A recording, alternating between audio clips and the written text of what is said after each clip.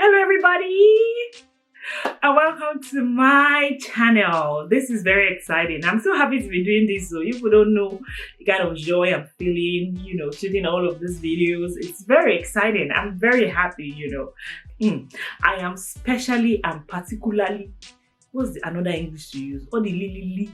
Man, I am feeling so bubbly, so full of life, and that's because of the feedback we got from the first video. Thank you guys so much.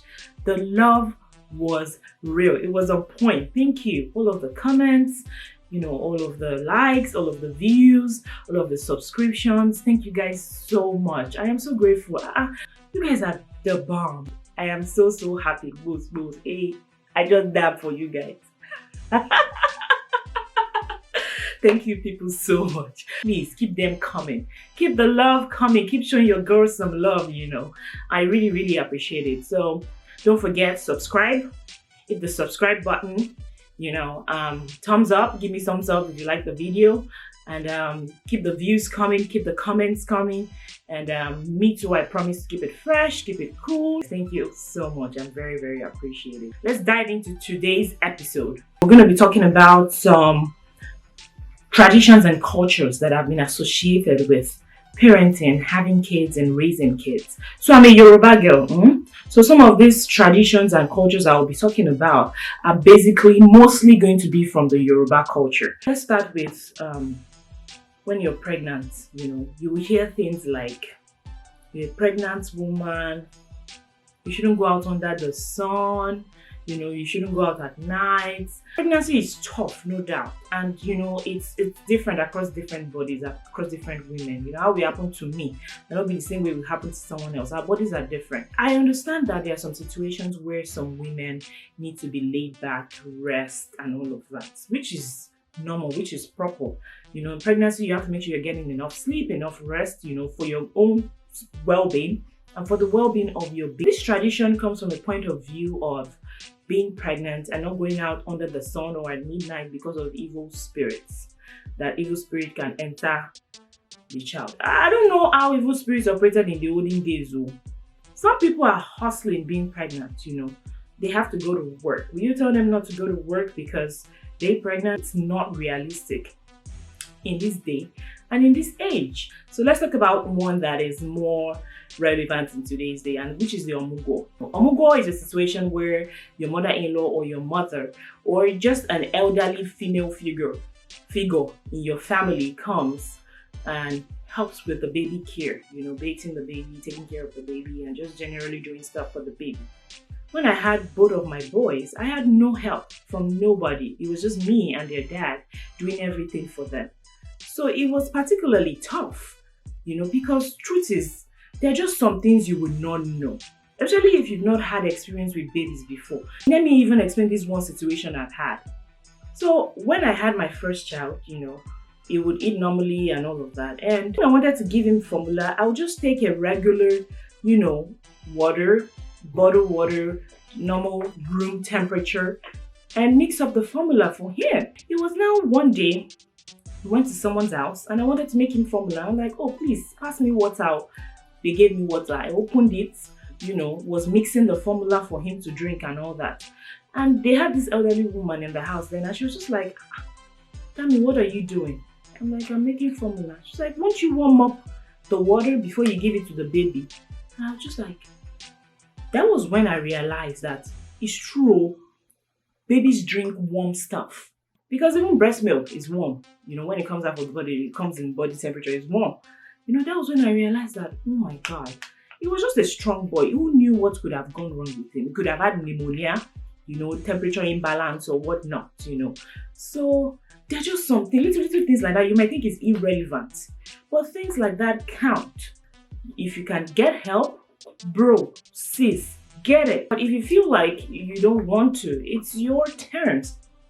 And that's why these cultures and traditions, we shouldn't use rope to tie ourselves to it.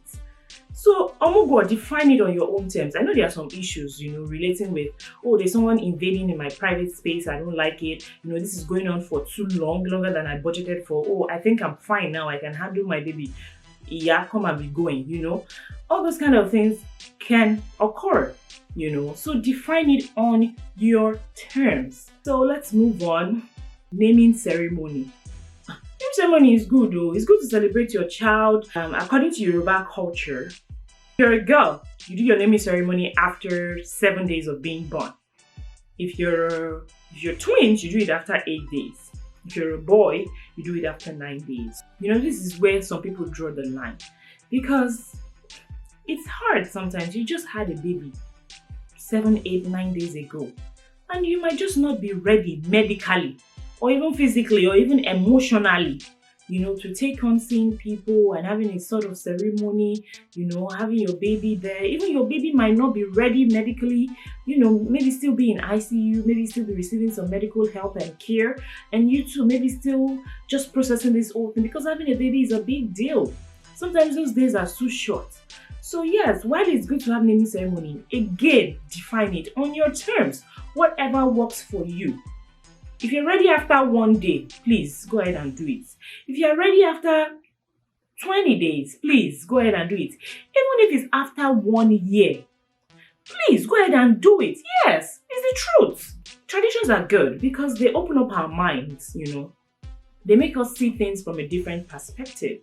So they're good to have them, but don't be tied down under some conditions that are unfavorable or that make it hard for you to exist. Exist on your terms. There's this other one that when the baby is born, you wash the baby, you clean them up thorough from head to toe, with konkon ibile, oshe dudu, a special kind of soap, a special kind of sponge, just wash the baby clean. I think that is good too, but me, I didn't do it. Like I said, I didn't have anybody with me. It was just me and the dad. And, we're far away from home, so I didn't even have access to all of these things to bathe the baby. When we came back from the hospital, I just took my baby into the bathroom and just washed him normal way with a sponge and a soap I bought from the store. And just watched him, cleaned him up the best way I know how to, because I've not even bathed a baby before. Talk more of a brand new baby. He didn't have any skin issues, maybe a little rash here and there from time to time, which is normal across kids. Sometimes when they're drooling, they could have a rash and all of that. They say the reason why they wash them is because of body odor. No, I don't think my kids have body odor, and I never had the opportunity to use those things. But my kids didn't turn out with smelly bodies. They're good. They smell good. They look good. No problems at all here, So there's this other one about when you're pregnant, you don't eat snail or you don't eat okra because it will make your child to be pouring saliva. All babies drool, especially when they're teething. It's a sign of teething, for babies to drool. Even my 1-year-old, when he was teething, he would drool so much that his beak or his shirt will be wet and I have to change him. Drooling is a normal process, and now that he's above it, he isn't drooling anymore. Another thing is, which I like, is that the father names the child. So whatever name the father gives the child is the name the child bears.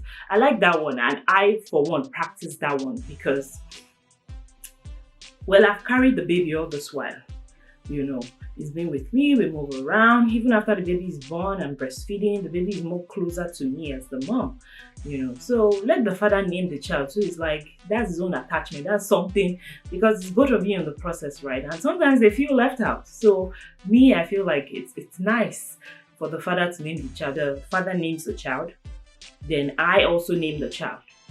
And whatever child is in the house names the child too. So for my second born, I named him, the dad named him, and Tamilore also named him as the big brother, And all 3 names are on the birth certificates.